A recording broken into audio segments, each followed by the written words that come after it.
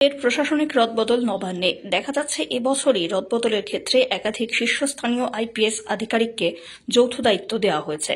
নতুন পদ দেওয়া হয়েছে অনেক অফিসারকেই।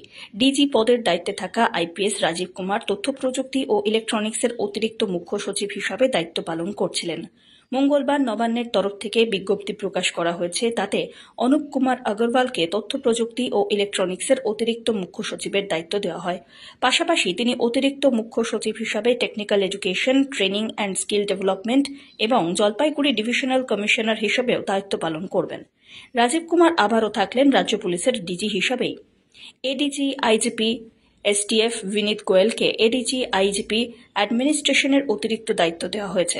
এডিজি ও আইজিপি দময়ন্তী সেনকে অতিরিক্ত হিসাবে এডিজি আইজিপি এপির দায়িত্ব দেওয়া হয়েছে।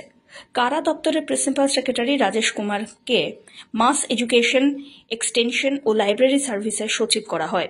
এই দপ্তরের দায়িত্বে থাকা অতিরিক্ত মুখ্য সচিব হৃদেশ মোহনকে দেওয়া হয়েছে কারা দপ্তরের দায়িত্ব। এছাড়াও ডিজি সিজি হোমগার্ডস পদে থাকা সঞ্জয় সিং এবার হলেন ডিজিআইজি সাইবার সেল।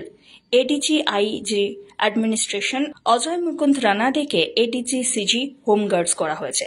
সাইবার সেলের এডিজি হরিকিশোর কুসুমাকারকে করা হয়েছে এডিজি আইজি কোস্টাল সিকিউরিটি।